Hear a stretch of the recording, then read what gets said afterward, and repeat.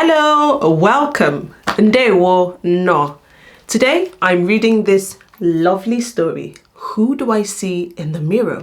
It's written by Vese Aladewolu and illustrated by Irene Omiuno. Today we'll be learning how to love ourselves exactly the way we're made. I hope you enjoy this story. Ngwakanyibido. Igbo Stories with Ngozi. Welcome to Igbo Stories with Ngozi. Onye ka m na-ahụ n'enyo? Ọ bụ m. Peekaboo. Onwe m ka m na-ahụ. Enwere m ike ile anya n'azụ enyo? Aga m ahụ onwe m ọzọ? Mba, nke ahụ enweghị ike omume. Enwere naanị otu onwe m. Nke a mere ka m bụrụ onye pụrụ iche. Mgbe m na-ele anya n'enyo, gịnị ka m na-ahụ? Nke a bụ ntutu m. Ahụrụ m ụba ntutu m n'anya. Otu o si kpụkọọ akpụkọọ ma gbakọọ ọnụ ma m saa ahụ ncha ụfụfụ. Mana abụghị m naanị ntutu m. Abụ m ihe karịrị ya. Nke a bụ imi m. Ahụrụ m imi m mara mma n'anya. Ya na otu ọ na-esi agbasapụ mgbe m na-achị ọchị. Mana abụghị m naanị imi m. Abụ m ihe karịrị ya. Nke a bụ egbugbere ọnụ m. Ahụrụ m egbugbere ọnụ m juru eju n'anya. Otu o si agbatị mgbe m na-ememụ ọnụ ọchị. Ya na otu ọ na-esi emepe ọbasara mgbe a na-eme m ihe nleka. Mana abụghị m naanị egbugbere ọnụ m. Abụ m ihe karịrị ya. Nke a bụ anụ ahụ m. Ahụrụ m anụ ahụ m dị petepete na-achakwa aja aja n'anya. Ya na otu ọ na-esi amụke n'anwụ. Mana abụghị m naanị anụ ahụ m. Abụ m ihe karịrị ya. Nke a bụ afọ m. Ahụrụ m afọ m gbara gburugburu n'anya. Ya na otu ọ na-esi ejupụta ma nri dị ụtọ.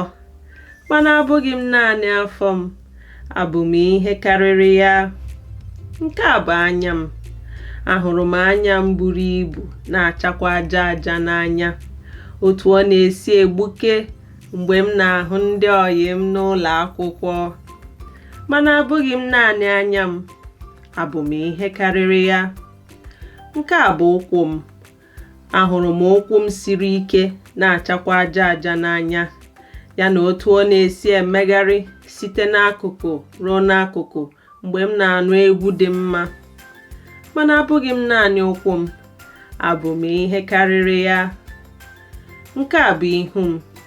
Ihu m nke mara mma na-achakwa aja aja. Ahụrụ m akụkụ ihu m niile n'anya. Ya na etu ọ na-esi amụke n'anwụ. Mana abụghị m naanị ihu m. Abụ m ihe karịrị ya. Abụ m nchịkọta ihe niile. Ụba ntutu m nke kpụkọrọ akpụkọ gbakọ ọnụ. Imi m nke mara mma.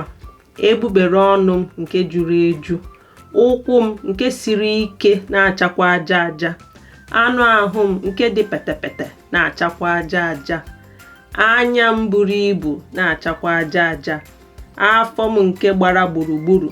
Ya na ihu m nke mara mma na-achakwa aja aja. Ha niile na-eme ka m bụrụ m. Nke pụrụ iche. Nke dị iche. Nke na onweghị onye dị ka ya. Enwere naanị otu m. Mana ihe kachasị mkpa bụ obiọma m na uche m nke na-achọ ịmata ihe ọhụrụ. Nke a bụ onye m bụ n'ezie. Ekere m n'ụzọ dị mma. Ekere m n'ụzọ dị egwu. Ahụrụ m onwe m n'anya. Akụkọ nke a agwụgo. Kedu okwu ndị anyị mụtara taa? What new words have we learned today? Let's go over it. Enyo, mirror. Enyo, mirror. Ntutu, hair. Ntutu, hair. Ụba, plenty or thick. Ụba, plenty or thick. You could say Ụbantutu, plenty hair or thick hair. Imumu ọnụ ọchị, smile. Imumu ọnụ ọchị, to smile. Ịchị ọchị, to laugh. Ọchị, laughter. Smile, imumu ọnụ ọchị. Whereas laughter is ọchị, ịchị ọchị. Nleka, to tickle. Tickle, tickle, tickle. Nleka, tickle. Nri, food. Nri, food. Ụlọ akwụkwọ, school. Ụlọ akwụkwọ, school. Ịpụ iche, special. Ịpụ iche, special. Let's go through the body parts. Egbubere ọnụ, lips. Egbubere ọnụ, lips. Anya, eyes.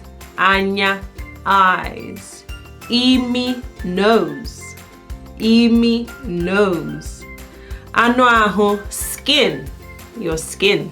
Anụ ahụ, skin. Ụkwụ, leg. Ụkwụ, leg. Some people call it ọkpa.